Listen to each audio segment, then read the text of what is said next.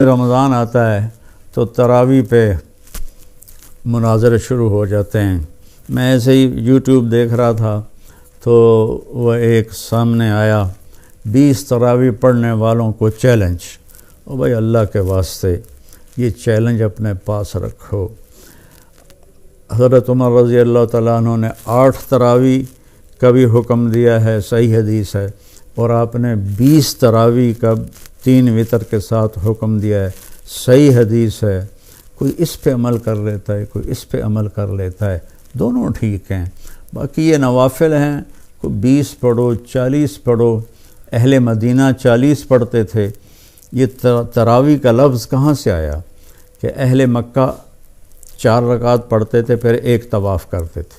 ترویح کہتے ہیں تھوڑی دیر کے آرام کو، پھر 4 رکعت پڑھ کے اور ایک طواف کرتے تھے، تو اس طرح ان کو تھوڑا آرام بھی ہو جاتا تھا، پھر آگے شروع ہو جاتے تھے۔ مدینے والوں کو پتہ چلا کہ مکے والے تو ہر 4 تراویح کے بعد طواف کرتے ہیں، تو ہم کیا کریں؟ انہوں نے 40 رکعت پڑھنی شروع کر دی۔ تو اس پہ لوگوں کو تشویش میں نہ ڈالیں۔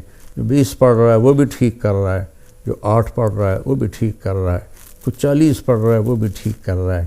یہ قیام اللیل ہے، اللہ تعالیٰ کے نبی نے 3 دن صرف کیا، اس کے بعد نہیں کیا، اور ہم تو سب پورا مہینہ کرتے ہیں۔ اس کو حضرت عمر رضی اللہ تعالیٰ عنہ نے جاری فرمایا، اور دونوں صحیح روایات ہیں، 8 کی بھی 3 رکعت 11، اور 20 کی بھی اور 3 رکعت وتر۔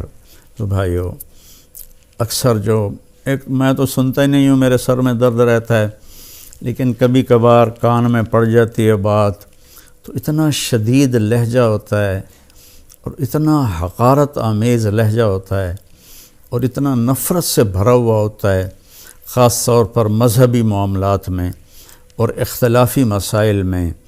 اس قدر وہ آتش فشاں پہاڑ بن جاتے ہیں کہ ان کے منہ سے آگ نکلتی ہے۔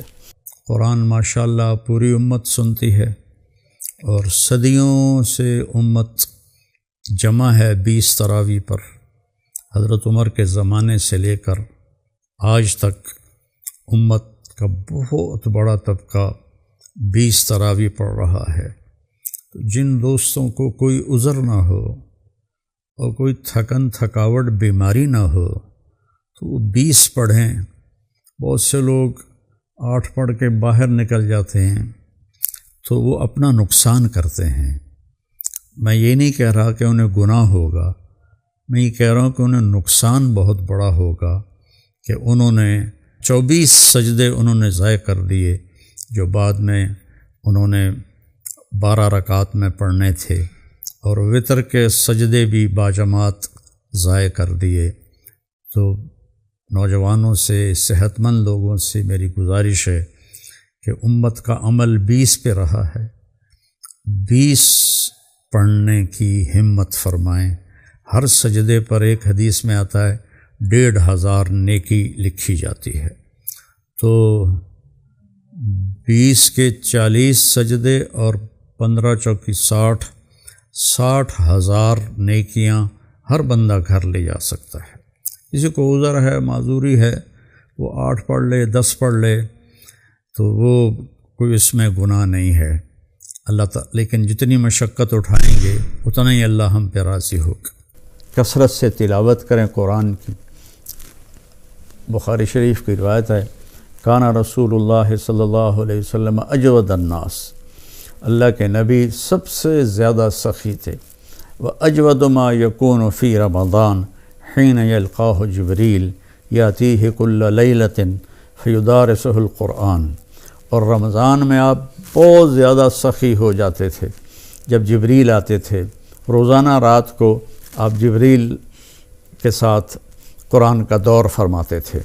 تو یہ واحد نبی ہیں جن کے پاس اتنی کثرت سے جبریل تشریف لائے، ہر رات تشریف لاتے تھے۔ میرے نبی کو 9 رمضان ملے، تو ہر رات کو، اور آخری رمضان میں 2 دفعہ آتے تھے۔ 2 دفعہ قرآن کا دور ہوا آپ کا جبریل کے ساتھ، اور فرمایا ولا رسول اللہ صلی اللہ علیہ وسلم اجود بالخیر من رمضان من الریح المرسلہ، کہ اللہ کے نبی رمضان میں جبریل کے ملنے پر تیز ہوا سے بھی زیادہ آپ کی سخاوت ہوتی تھی۔ تو میں مالداروں سے کہتا ہوں سخی بنیں، صرف زکوٰۃ دے کے مطمئن نہ ہوں، زکوٰۃ سے اوپر بھی خرچ کریں، اللہ آپ کا رزق بڑھائے گا۔ اللہ مجھے آپ کو توفیق نصیب فرمائے۔ السلام علیکم ورحمۃ اللہ وبرکاتہ۔